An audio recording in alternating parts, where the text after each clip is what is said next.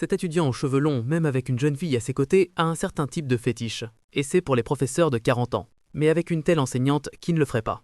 Bien que son duel soit sur le point de commencer, il ignore complètement son adversaire. Il invite simplement la professeure à dîner, et je vous dis tout de suite que ce dîner a bien eu lieu. Gamin, la condition pour accepter ce dîner est qu'il gagne le duel. Non seulement il inflige une sévère correction à son adversaire, mais il lui coupe aussi les cordes vocales et lui brise plusieurs os. Mais pourquoi ce garçon aime-t-il les femmes plus âgées et se montre-t-il si impitoyable avec ses camarades? Au début, il n'était qu'un déchet humilié des centaines de fois. Même le père de Frey Blake n'acceptait pas qu'il soit si faible et lui a dit de disparaître de sa vie. Incapable de supporter une telle pression, il a décidé de retourner dans le hall. C'est alors que Lucas Straumann a pris possession de son corps. Lucas était le plus puissant archimage de son époque. Un archimage du 9e cercle capable d'exterminer une armée entière avec un seul sort. Pour vous donner une idée, seulement 10 mages ont réussi à atteindre le 8e cercle de toute leur vie. Le gars était au 9e cercle. Finalement, un demi-dieu est apparu et a dit qu'il était arrogant. Il a défié les dieux eux-mêmes juste pour avoir atteint le sommet de l'humanité. Puis il a enfermé avec un puissant sortilège. Il est resté piégé dans cet endroit pendant 4000 ans. Il perdait déjà presque la raison. Lorsque Frey est apparu dans sa conscience, le garçon avait des regrets et voulait seulement être plus fort. C'est à ce moment-là que Lucas a pris le contrôle de son corps. Il a juré de donner à Frey tout ce qu'il voulait et a également juré de se venger du demi-dieu. Il a passé la nuit à s'entraîner durement. Dès le premier jour d'entraînement, il a déjà réussi à atteindre le 5e rang. Bien sûr, il a dû expulser de nombreuses impuretés pour cela. Et pour référence, le directeur de l'école est au 6e cercle. Maintenant, dans la cour de l'école, les petites frappes se saluent. Leur chef dit qu'il a hâte de frapper Frey à nouveau. Il rit même de l'avoir battu très fort la dernière fois. Le gros dit qu'hier, il a vu Frey quitter l'infirmerie avec plusieurs somnifères. Ensuite, ils font le pari de savoir s'il a décidé de mettre fin à ses jours ou non, puisque le chef pense qu'il n'en aurait pas le courage. Pendant ce temps, Lucas avait expulsé toute l'impureté du corps de Frey. Ce garçon a dû vraiment beaucoup souffrir, mais évidemment pas autant que Lucas lui-même.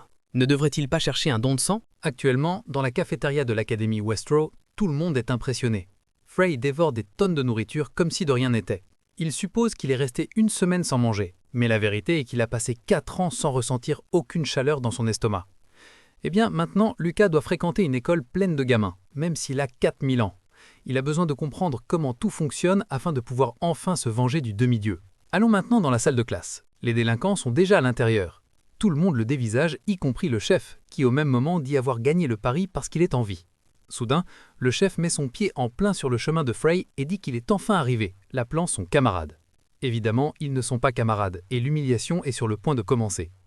Brusquement, le gros type attrape Frey et lui réclame 10 tickets de repas qu'il a perdus dans le pari. Frey se demande juste qui est cet idiot pour lui frapper la tête de cette façon. De toute évidence, ce type n'est pas un ami de l'ancien propriétaire du corps. Soudain, il commence à trembler de partout. Pourquoi tremblerait-il ainsi? Lorsque le coup du gros allait l'atteindre, Frey apparaît derrière lui comme Goku se téléportant. Tout le monde dans la classe est choqué par une telle vitesse. Même la muse de l'académie ne comprend pas. Et Lucas réalise que le corps tremble ainsi parce que ce sont ces gars qui lui ont fait renoncer à la vie. Sa colère s'est enflammée. Le garçon s'est relevé et a tendu la main vers la tête de Frey, essayant de le gifler. Mais Frey a libéré une explosion d'énergie et sans même sortir les mains de ses poches, l'a envoyé voler à nouveau. Il s'est écrasé à travers plusieurs chaises en bois. Maintenant, la brute avait le visage rouge, meurtri, épuisé et totalement confus. Frey l'avait battu sans utiliser la moindre incantation de sort. Les chuchotements se sont répandus rapidement. Les gens disaient que Frey semblait être une personne complètement différente. Réalisant qu'il avait fait une scène devant un tas d'enfants, Frey s'est senti un peu gêné. Toute la classe s'était figée. Il a essayé de s'éloigner discrètement de l'attention. David était trop effrayé pour parler. Il ne pouvait que regarder. Personne ne pouvait croire que le petit et faible Frey avait fait tout cela. La fille aux cheveux roux continuait de l'observer attentivement. Puis une voix a demandé ce qui se passait. C'était le professeur Dio qui venait d'arriver. Jack s'était évanoui. Le professeur Dio s'est approché pour l'examiner et a trouvé des traces de mana encore présentes dans son corps. Cette découverte l'a choqué. Il n'arrivait pas à croire que quelqu'un d'aussi doué se trouvait dans la classe. En regardant autour de lui, il se demandait quel élève avait fait ça. Puisque Dio a emmené Jack et a confirmé qu'il n'était qu'inconscient, le professeur Kevin a repris le cours. Les élèves ont échangé des regards inquiets alors que la leçon allait commencer. Le professeur Kevin a rapidement remarqué toutes les filles dans la pièce. Voyant qu'elles étaient en majorité, il a décidé que c'était déjà la meilleure classe. Puis ses yeux se sont posés sur Isabelle, lisant tranquillement. Un instant plus tard, il a remarqué quelqu'un d'autre. Frey était là aussi, lisant également un livre. Une fille a chuchoté qu'elle détestait ce professeur parce qu'il se transformait en gros porc chaque fois qu'il regardait des femmes. Il s'est approché de Frey qui l'a observé attentivement. Il était étrange de voir le garçon en classe, car il ne venait presque jamais. Frey ne savait pas trop comment répondre. Kevin a d'abord supposé qu'il était un élève sérieux, puis s'est souvenu qu'il était toujours absent. Avec un sourire, Frey s'est excusé et a dit qu'il avait été très occupé. Les filles ont chuchoté que c'était pathétique, d'autant plus qu'il se faisait seulement malmener chaque fois qu'il se montrait. Curieux, le professeur a demandé ce qui pouvait être plus important que son cours. Frey a esquivé la question et a dit qu'il vivait le sommet de sa jeunesse. Les filles ont essayé de ne pas rire. Kevin a pensé que c'était absurde, bien qu'il ne soit pas du genre à agir comme si sa matière était la seule chose qui comptait. Au lieu de cela, il a demandé si Frey avait étudié correctement. Il a décidé de le tester. Si Frey ne pouvait pas répondre, il paierait pour son insolence en classe. Le quiz a commencé. Première question, nommez les 3 objets utilisés par le guerrier magique, le roi Kassadin. Les yeux de Frey se sont plissés. Au lieu de répondre, il a demandé au professeur de répéter. Il n'avait pas bien entendu le nom, mais il lui semblait très familier. Il y a 4000 ans, il y avait un héros, fort, intrépide, doté de pouvoirs mystérieux qui émerveillaient tout le monde. Il s'entraînait aux arts martiaux avec une concentration inégalée. Son énergie pouvait raser des forêts entières, provoquant des séismes et des destructions partout où il allait. Il pouvait même remodeler la terre elle-même, et ne semblait jamais se fatiguer. Un jour, son ami a plaisanté en disant que s'il ne s'arrêtait pas, il n'y aurait plus de montagne. Cet ami, portant un sac sur l'épaule, était Lucas Troman. Cela faisait un certain temps qu'il n'avait pas vu Kassadin. La journée était calme et Lucas regardait ses amis s'entraîner encore. Kassadin ne s'est pas arrêté, même avec un invité présent. Il a juste dit qu'il avait fait du thé et que Lucas pouvait s'en servir. Pendant qu'il buvait, Lucas a demandé s'il avait déjà pensé à se marier. Kassadin a fait une pause un instant. Puis il a taquiné Lucas, disant qu'il ne comprendrait jamais le cœur d'une femme. Aimer une femme, disait-il, pouvait ébranler un homme jusqu'au plus profond de son être. Quiconque avec un esprit faible succomberait à la tentation. Kassadin croyait qu'un guerrier devait rester ferme comme la pierre autour des femmes. Ce n'était pas exactement la façon dont les mages voyaient les choses. Lucas a étidé son ami et Kassadin l'a regardé en silence. Après un moment, Lucas a plaisanté en disant qu'il sortirait avec un rocher s'il était assez joli. Le souvenir a frappé Frey si fort qu'il a commencé à pleurer. Il a réalisé que son ami, le guerrier magique-roi Kassadin, était devenu célèbre après toutes ces années. Le professeur Kevin n'avait aucune idée de la raison pour laquelle l'élève réagissait ainsi. Le reste de la classe se disputait simplement pour savoir si la question était trop difficile. Isabelle pouvait voir que le professeur l'avait posée uniquement pour se vanter et embarrasser Frey. Puis une voix a poliment demandé à l'interrompre. Isabelle a déclaré que la question n'avait rien à voir avec l'histoire magique. La classe était abasourdie par son audace. Même Frey a remarqué qu'elle parlait comme un soldat malgré son apparence délicate. Le professeur s'est immédiatement concentré sur elle. Son expression s'est durcie. Elle a soutenu que Kassadin était un guerrier qui n'utilisait le mana que pour soutenir son entraînement. Il ne devrait donc pas être traité comme un mage. Ensuite, elle a attendu nerveusement sa réponse. Kevin a monté les marches vers elle et s'est arrêté à côté de son bureau. Il a demandé si l'étudiante Isabelle insultait tous ceux qui choisissaient la voie d'un guerrier magique. Secouée, elle a dit que ce n'était pas ce qu'elle voulait dire. Toute la classe regardait en silence. Frey l'a également pris comme une insulte, se souvenant que Kassadin détestait être appelé un mage. Le professeur a laissé échapper un rire forcé et a dit « Cela pourrait se transformer en une discussion intéressante ». Il a mis une main sur son épaule et leur a dit à tous les deux de venir dans son bureau. Mais Isabelle a rapidement repoussé Chamin. Cela l'a pris complètement au dépourvu. Il ne s'attendait pas à ce qu'une élève le défie aussi ouvertement. Isabelle ne voyait pas d'issue facile. Alors qu'il la pressait de répondre à la place de Frey, quelqu'un a parlé le premier. Les mots « gants du roi tigre » et « ceinture du géant » ont figé le professeur. Il s'est lentement tourné vers la personne qui parlait. C'était Frey, disant calmement que Kassadin n'utilisait que ces 3 objets. Il a failli commencer à raconter comment lui et Kassadin étaient amis, puis s'est arrêté et a demandé s'il avait dit quelque chose d'étrange. Le professeur a admis, en serrant les dents, que la réponse était correcte. Frey a déclaré fièrement qu'il n'y avait aucune chance qu'il rate une question comme celle-là.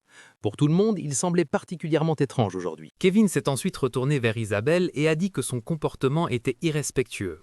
Il lui a attrapé le poignet et lui a ordonné de venir avec lui dans son bureau. Elle s'est figée, ne sachant que faire. Frey a observé toute la scène, puis est intervenu avec une phrase que Kassadin avait l'habitude de dire. Il a répété qu'aimer une femme pouvait ébranler un homme jusqu'au plus profond de son être. Kassadin disait aussi « Un guerrier devrait rester ferme comme la pierre devant les femmes, sinon un homme à l'esprit faible céderait à la tentation et ne deviendrait rien de plus qu'un animal. » Le professeur détestait être interrompu et ne comprenait pas l'allusion. Alors il a rétorqué que peut-être Kassadin avait tort. Frey a baissé les yeux et a remarqué que le professeur se tenait toujours solidement sur ses 2 pieds. Puis Kevin a compris l'insulte et la rage a inondé son visage. Il a crié le nom de Frey et a fulminé contre l'audace du garçon. C'est à ce moment-là qu'Isabelle a réalisé que Frey l'avait défendu. Maintenant, le professeur Kevin se concentrait entièrement sur l'élève, qui était devenu insolent après une seule bonne réponse. Il a averti que Frey le regretterait s'il échouait au reste du quiz. Frey a calmement attendu la question suivante. Pendant ce temps, le professeur transpirait à grosses gouttes. Les élèves ne pouvaient que regarder en état de choc. Frey répondait à chaque question avec aisance. Même sur l'âge de la lumière, ses connaissances étaient incroyables. Quand la cloche a sonné, Frey était simplement content que ce soit enfin l'heure du déjeuner. Il a interpellé le professeur Kevin et après avoir dit qu'il s'était bien amusé, a demandé s'il y avait d'autres questions parce qu'il mourait de faim. Kevin n'arrivait pas à comprendre comment ce morvu en savait autant sur des événements survenus il y a 4000 ans. Le visage de Frey ne trahissait rien. Le professeur ne faisait que devenir plus frustré, la sueur coulant sur son front. Finalement, il a renvoyé la classe et a continué à repenser à ce qui s'était passé. Isabelle était tout aussi stupéfaite. À l'extérieur de l'académie, Frey marchait joyeusement, fredonnant même pour lui-même. Puis Isabelle lui a demandé s'il allait déjeuner. Elle était arrivée derrière lui, mais il n'a pas répondu. Elle le regardait toujours avec pitié. Frey s'est détournée et l'a ignoré, mais elle a continué à le suivre de toute façon, alors ils ont fini par marcher l'un derrière l'autre. Frey s'en est vite rendu compte. Il s'est retourné et a demandé pourquoi elle le suivait. Il trouvait également sa façon formelle de parler agaçante, bien que cela vienne de sa famille. Bientôt, les élèves se sont dirigés vers la cafétéria. Le déjeuner était servi. Isabelle était choquée par la quantité de nourriture que Frey pouvait engloutir. Il a dit d'un ton désinvolte qu'il n'avait pas mangé depuis 4000 ans. Pourtant, il n'a pas donné beaucoup plus d'explications. Isabelle s'est excusée de l'avoir suivi et a dit qu'elle ne voulait s'asseoir nulle part ailleurs. Ensuite, elle a demandé comment il en savait autant sur l'âge de la lumière. L'histoire racontait que cette époque tirait son nom des pouvoirs éblouissants des 4 grands maîtres. Tout en mâchant, Frey a commencé à s'intéresser. Il s'est rendu compte qu'après 4000 ans, la magie n'avait pas du tout progressé, elle avait empiré. Il s'est demandé si le demi-dieu y était pour quelque chose. En face de lui, la fille mangeait en silence pendant qu'il expliquait que les 4 grands maîtres étaient Kazadan, le guerrier magique, Shebelzer Wilsman, le sage, Iris Peacefounder, la sorcière sombre, et Lucas Trauman. Elle s'est illuminée au nom de Lucas et l'a qualifié d'homme incroyable. Puis elle a plaisanté en disant que s'il était encore en vie, elle demanderait à sa mère de l'épouser. Frey a éclaté de rire face à son commentaire. Il ne pouvait pas croire que quelqu'un d'aussi jeune parlait déjà de mariage. Amusé et un peu flatté, il a poliment rejeté l'offre. Pendant ce temps, les autres élèves les regardaient parler. Des rumeurs s'étaient déjà répandues, selon lesquelles Isabelle l'avait suivie plus tôt. Elle était connue comme la 2e meilleure élève de l'académie, et même ce fou de David avait un faible pour elle. Juste à ce moment-là, David est apparu après avoir entendu son nom. Les autres se sont rapidement éloignés de lui, pendant que Frey et Isabelle continuaient de parler. David n'en croyait pas ses yeux. Tout en coupant une saucisse, Isabelle a posé des questions sur la dernière interrogation du professeur Kevin. Frey a continué à manger, tout en expliquant que les méthodes d'entraînement de Schweizer étaient l'assimilation, le développement et le conflit. Elle a dit qu'elle n'avait appris que les 2 premières. Elle a posé une main sur la table et lui a demandé de lui enseigner le conflit. Prenant une autre bouchée de pain, Frey a demandé de quel niveau elle était. Isabelle avait atteint le 3e degré de magie. Il était impressionné que quelqu'un de son âge soit allé aussi loin. Elle lui a fait remarquer qu'il parlait comme un vieil homme. Léchant son assiette pour la vider, il a répondu qu'il avait vécu très longtemps. Pour elle, cependant, ils avaient le même âge. D'une certaine manière, elle avait à la fois tort et raison. Après avoir terminé la montagne de nourriture, Frey a dit qu'il était enfin rassasié. Il s'est levé avec la vaisselle, toujours sans dire s'il lui enseignerait le conflit. Il lui expliquait qu'il ne le connaissait d'aucune manière formelle, seulement par expérience, donc elle devrait plutôt lire des livres. Cela signifiait qu'il ne pouvait pas l'enseigner correctement. Entendre qu'il avait une réelle expérience l'a choquée encore plus. Elle ne comprenait pas comment un garçon de son âge en savait autant sur la magie. Alors qu'il s'éloignait avec les assiettes, elle continuait à se demander qui il était vraiment. Plus tard, les élèves ont eu un cours de duel magique. Pour que les choses restent équitables, tout le monde était limité au sort de 1er degré. David en était ravi, et encore plus agacé de voir Frey se rapprocher d'Isabelle. Il ne comprenait pas pourquoi elle parlait autant à Frey. La professeure les a prévenus que cela serait traité comme un vrai combat. Ils devaient donc le prendre au sérieux. Frey a prêté une grande attention à l'enseignante. Son nom était Jane. Il était totalement captivé par sa beauté. Isabelle a protesté, disant que c'était mal d'agir ainsi avec une professeure de 40 ans, mais il a continué à parler de sa beauté, allant jusqu'à dire qu'elle avait le corps de femme parfait. Isabelle était stupéfaite que même ses goûts en matière de femme semblent démodés. Le premier duel opposait David à Frey. Les deux se sont fait face, prêts à se battre. Frey s'est avancé lentement, souriant. David a dit qu'il avait hâte et a tendu la main. Frey l'a ignoré et s'est détourné. Quelque chose chez lui semblait différent. Il n'avait plus l'air du même garçon que David avait l'habitude de martyriser. Puis les étudiants ont halté lorsque Frey a attrapé la professeure Jane par la taille et a loué son apparence. Alors qu'elle se figeait sous le choc, il lui a dit de ne pas s'inquiéter. Il paraissait peut-être jeune, mais à l'intérieur, il était plus âgé qu'elle. Ensuite, il l'a invité à dîner ce soir-là. Jane s'est débattue pour se libérer et lui a dit de retourner à sa place. Frey a fait un pari. S'il gagnait, elle devait dîner avec lui. Personne ne pensait qu'il y arriverait, puisqu'il n'était qu'au premier degré et que David était au troisième. Sûr qu'il perdrait, Jane a accepté le pari. Maintenant, ils avaient un accord. Ces mots l'avaient troublée, ses joues ont rougi et elle a rapidement essayé de se calmer. Son cœur ne devrait pas s'emballer à cause d'un garçon. Maintenant, face à face, David a demandé si Frey était devenu fou. Il essayait sans cesse de l'énerver, pensant que tout cela n'était qu'une ruse pour que l'enseignante annule le match. La colère et la haine étaient claires dans ses yeux. Il continuait à se moquer de Frey qui ne réagissait pas. David a dit qu'il lui arracherait les cordes vocales, puis briserait chaque os de son corps. Ce serait le dernier jour où Frey marcherait normalement. Mais Frey ne montrait aucune peur. Pour autant qu'il s'en souvienne, les sorts de premier degré ne pouvaient pas causer autant de dégâts. Pourtant, David agissait comme s'il pouvait tout faire. Au signal de la professeure Jane, le combat a commencé. Les deux garçons ont tenu bon. David a ouvert avec la furie de pierre. De gros rochers se sont levés du sol et une énorme flèche de pierre s'est formée dans les airs. Les élèves étaient choqués qu'ils puissent utiliser la furie de pierre. Isabelle était stupéfaite elle aussi. Jane avait dit que seuls les sorts de premier degré étaient autorisés, mais David n'avait pas vraiment enfreint les règles. La fille aux cheveux roux a exigé de savoir comment un sort pareil était permis. David a répondu que c'était une compétence que seul un héritier direct de la famille pouvait utiliser. Puis il a activé la magie de vision. Même si c'était puissant, un mage du premier degré pouvait quand même l'utiliser. Sa famille considérait la magie de vision comme un symbole de puissance, mais il s'en servait juste pour intimider les gens. Pointant les flèches de pierre sur Frey, il a décidé que son adversaire avait peur. Frey a haussé les épaules et a dit que ses sorts n'étaient rien. Ensuite, il a lancé un missile magique d'une seule main. La foule a gardé le silence sous le choc, y compris Isabelle. La couleur du sort brillait intensément. David a ri. Bien sûr, un missile magique ne pouvait pas battre la furie de pierre. Il a envoyé la flèche de pierre sur Frey et en un seul choc, Frey a détruit chaque pierre et a propulsé David au loin à une vitesse terrifiante. La force l'a projeté en l'air. Il a heurté le sol et a roulé. Gravement blessé, il a commencé à écumer de la bouche. Les étudiants restent sans voix. Même la professeure Jane était captivée par la puissance de Frey. Il semblait avoir beaucoup grandi. Pendant ce temps, David hurlait de douleur, incapable de parler parce que sa gorge était blessée. Le spectacle était horrifiant. À proximité, un élève tenait encore une pierre dans sa main. Il n'était venu que pour regarder un match d'entraînement de classe C. Frey a déclaré que David faisait honte à sa famille en utilisant la magie de vision de manière aussi éhontée dans un duel. David a essayé de parler, mais seule de la bave coulait de sa bouche. Se souvenant de la menace de David de lui arracher les cordes vocales, Frey a esquissé un léger sourire. La sphère lumineuse réapparut pour faire son travail. David avait promis de lui broyer les os un par un, et Frey était prêt à lui rendre l'appareil. Sachant qu'il avait perdu, David voulait implorer pitié, mais aucun mot n'est sorti à cause des dommages. D'un toucher léger, Frey a tiré la lance à nouveau. Elle a frappé la jambe de David et il a crié à l'agonie, réalisant à quel point il était condamné. Les os de sa jambe droite ont été complètement brisés. Même alors, Frey a continué à marcher vers lui, disant que c'était le propre plan de David. Isabelle a couvert sa bouche. Voyant la violence aller trop loin, la professeure Jane s'est retournée et a ordonné d'arrêter immédiatement le duel, déclarant Frey vainqueur, mais David ne s'était jamais rendu. Frey lui a rappelé qu'elle avait dit de traiter cela comme une vraie bataille et qu'il n'y avait pas de temps mort sur un champ de bataille. Isabelle n'arrivait pas à comprendre la logique de l'enseignante. Impuissante, elle a baissé la tête. Les yeux de Frey ont changé de couleur, montrant sa colère. David avait pris plaisir à faire du mal aux autres, mais maintenant c'était son tour. Frey a dit que les mages comme lui étaient la raison pour laquelle le monde était devenu un tel désastre. Pour le bien de tous, il ne devrait plus jamais utiliser la magie. Pas à pas, Frey s'est rapproché. Puis il a dit qu'il plaisantait. Il ne briserait pas tous les os. Par pitié, il en resterait là. David a pleuré encore plus fort. Soulagé pour un instant, mais Frey s'est retourné et a ajouté « Ce n'était toujours pas fini. Il restait une jambe à David, alors il utiliserait un missile magique sur celle-là aussi. » En voyant la sphère se former à nouveau, les yeux de David se sont remplis de désespoir. La puissance dans la main de Frey ne cessait de croître. David a essayé de crier, mais aucun son n'est sorti.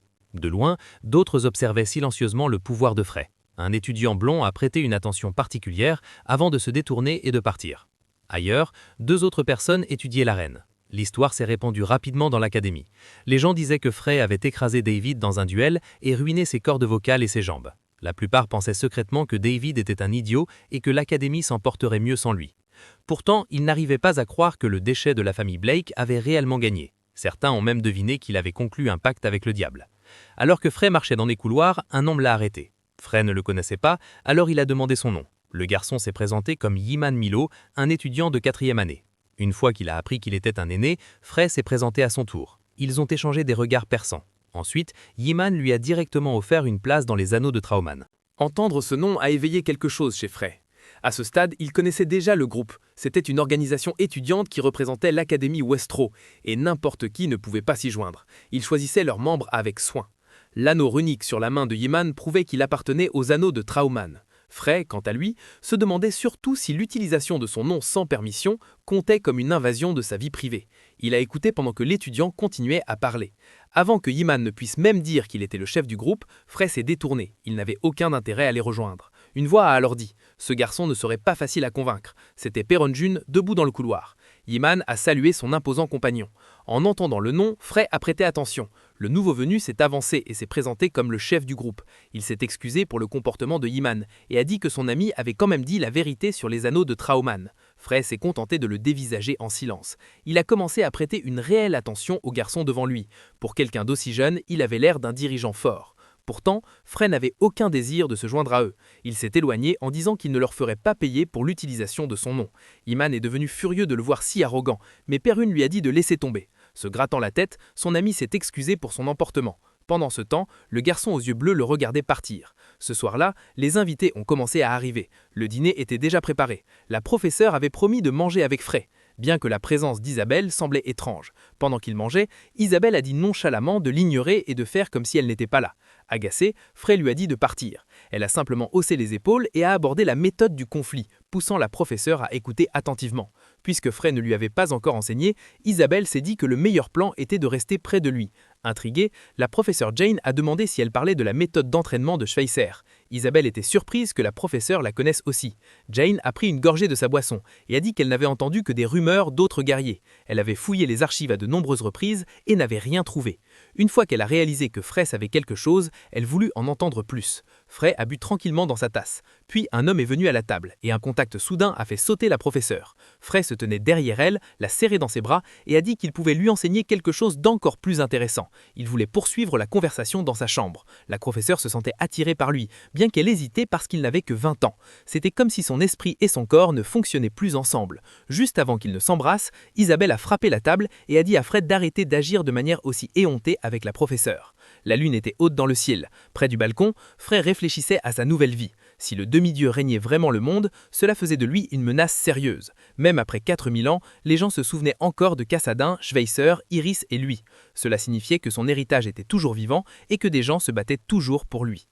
Isabelle s'est approchée silencieusement. Il était tellement perdu dans ses pensées qu'il ne l'a pas remarqué. Elle le regardait simplement avec de grands yeux. Un instant plus tard, Frey a croisé son regard et il lui a démenti quelque chose. Il voulait savoir qui dirigeait l'académie. Plus que cela, il voulait connaître la personne la plus forte parmi les élèves, les professeurs et le personnel. Avant de répondre, elle s'est plaint qu'il ne répondait jamais à ses questions. Il a promis de le faire si elle lui disait qui était le patron. Excitée, elle a célébré avec de petits mouvements de la main. Elle a dit que l'étudiant le plus fort était Peronjun, et parmi les professeurs, c'était le professeur Duo Pulsman et la professeure Adilia. Mais globalement, la plus forte était probablement sa tante. Sa tante était la directrice de l'académie Westra, Madame Cyrus Triston. La professeure Jane les a ensuite rejoints. Elle a expliqué que Cyrus était un célèbre mage du 6e degré avec une personnalité froide. Frey pouvait ressentir à quel point ce rang était écrasant. En théorie, les mages pouvaient atteindre le 9e degré, mais personne ne l'avait fait depuis plus de 3000 ans. Certains doutaient même que ce soit possible, affirmant que la véritable limite était le 8e degré. Moins de 10 mages l'avaient jamais atteint, le 9e degré était donc essentiellement une légende. Frey a regardé autour de lui et a demandé si la directrice avait également jeté le sortilège protégeant l'académie. La professeure Jane n'en était pas sûre, mais a dit que c'était possible. Frey a compris qu'il ne pouvait pas encore affronter un mage du 6e degré, puis il s'est souvenu de l'offre des anneaux de Trauman. Sentant que quelque chose clochait, il a décidé qu'il devait rencontrer Cyrus Triston. Il s'est tourné vers sa nouvelle amie et l'a appelée. Son expression s'est adoucie en pensant à la faveur qu'il s'apprêtait à demander, car entraîner une personne innocente là-dedans pourrait être une mauvaise idée. Son objectif était d'atteindre au moins le 7e degré. La professeure lui a dit que cela prendrait 10 ans, même s'il était rapide. Frey a répondu qu'il y arriverait avant la fin des vacances. Jane Harry a dit que c'était bien d'avoir de grands rêves, mais il pensait chaque mot. Lorsqu'il a remarqué que la professeure était seule, il s'est approché et a essayé de flirter à nouveau. Isabelle, agacée, lui a rappelé qu'elle était toujours là. Elle a averti qu'une enseignante se faisait prendre avec un élève, sa tante aurait 2 mots à leur dire. Cela a instantanément tué ses plans. C'était exactement la raison pour pour laquelle il n'aimait pas les jeunes. Alors la professeure Jane a acquiescé et est partie, ce qui n'a fait qu'irriter davantage Isabelle. Les lampes éclairaient la nuit. Frey savait qu'il n'avait pas besoin de se presser, il devait juste éviter les erreurs. En regardant la lune, il a choisi le chemin le plus rapide. 2 semaines plus tard, quelqu'un est arrivé en boitant. David était de retour à l'école à la recherche de Frey. Il refusait toujours d'accepter la défaite, disant qu'il était impossible qu'un déchet comme Frey puisse le battre. Tout le monde dans le couloir l'a entendu crier. Pendant ce temps, Frey lisait calmement son livre. Le visage rouge de rage, David a juré qu'il lui ferait regretter d'être né.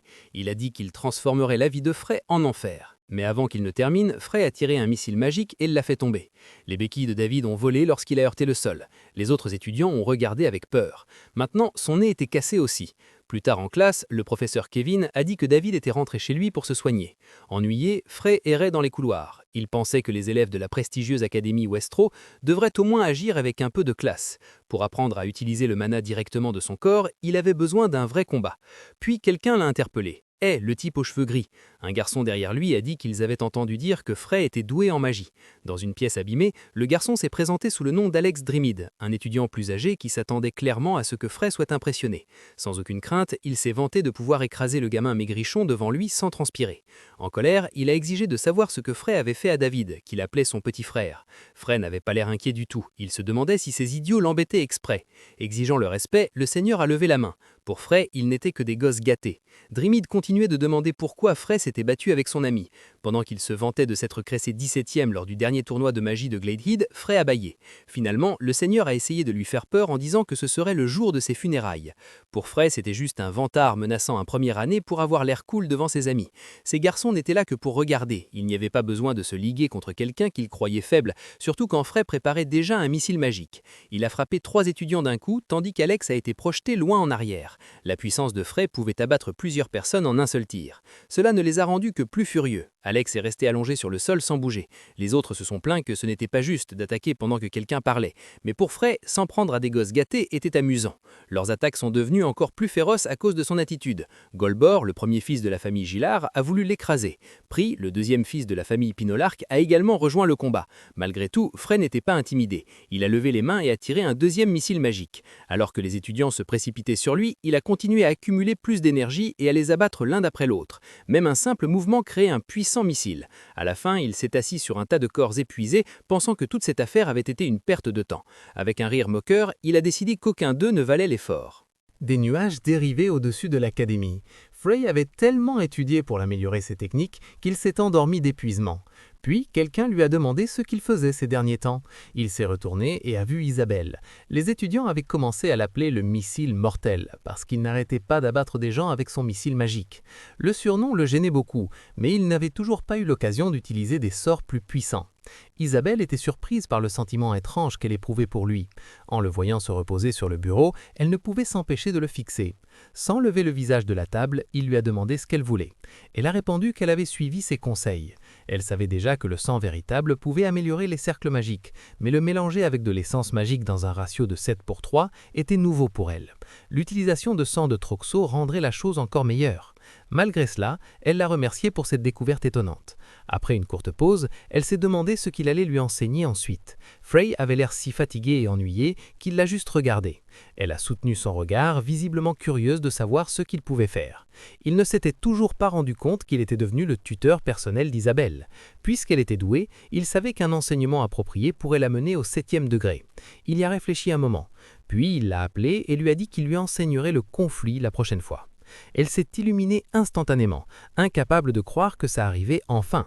Il lui a expliqué qu'il quitterait l'académie pendant les vacances pour s'entraîner et qu'elle pourrait venir regarder. Il a prévenu que le voyage serait difficile, peut-être même mortel, mais elle a accepté avant qu'il n'ait pu finir. Elle voulait vraiment apprendre le conflit. Quoi qu'il en soit, elle partait s'entraîner avec lui. Au moment de partir, elle s'est présentée avec un énorme sac à dos. Frey n'arrivait pas à croire la quantité de choses inutiles qu'elle avait emballées. Malgré tout, il s'est dit que les femmes transportaient toutes sortes de choses qu'il ne comprenait pas. Un peu nerveuse, elle lui a demandé où ils allaient. Même Frey n'en était pas encore totalement sûr. Il pensait aux montagnes d'Hispania. Cet endroit était connu comme un paradis pour les monstres et extrêmement dangereux. Avec une carte, ils ont cherché l'itinéraire le plus rapide et estimé le temps de trajet. En bateau, cela prendrait environ une demi-journée, mais la route vers les montagnes était compliquée et pleine de monstres. Pourtant, Isabelle s'est préparée sans montrer aucune peur. Elle ne s'était jamais attendue à ce que le voyage soit facile. Frey a froncé les sourcils face à son attitude. En marchant, ils ont parlé des pierres de téléportation pour les voyages sur de longues distances. Ces choses n'existaient pas il y a 4000 ans. La magie n'avait pas beaucoup progressé, mais la technologie, si. Néanmoins, parcourir d'immenses distances avec une pierre semblait incroyable. Le problème était le prix. Le voyage de Co-Symphonie à Hispanola était si lointain qu'il coûterait environ 10 pièces d'or. Frey a fouillé son sac à la recherche d'argent, mais n'a trouvé qu'une seule pièce d'or. Pourtant, il avait un autre plan. Isabelle était aussi une noble, tout comme Frey Blake, alors il lui a poliment demandé combien d'argent elle avait. Elle n'en avait apporté aucun. Selon elle, l'argent rendait les gens paresseux, alors elle l'avait laissé derrière elle pour ce voyage d'entraînement. Elle a même ajouté que gagner de l'argent pour le voyage faisait partie de l'entraînement. Frey était stupéfait par son effronterie, surtout avec cet énorme sac à dos. Isabelle a retorqué que les deux choses n'avaient rien à voir. Les filles ont besoin de beaucoup d'affaires. Ils ont continué leur chemin pensant trouver une solution une fois arrivés au port. Aucun d'eux n'avait jamais travaillé auparavant. Près des quais, ils ont trouvé l'endroit bondé de marins et de travailleurs. Ils ont levé les yeux, sous le choc, vers l'énorme navire en bois. C'était gratuit pour les étudiants de l'académie, ce qui expliquait la foule d'étudiants à proximité. La nourriture était également censée y être excellente. Frey salivait déjà à cette idée, mais ensuite apprit que le navire était plein et que le suivant ne partirait pas avant 4 jours. Il s'est effondré sur le sol, sûr qu'il n'arriverait jamais à temps. Leur seul choix était le Cortez, un navire régulier plus ancien. Pourtant, ils ne pouvaient pas vraiment se plaindre, c'était simplement la vie.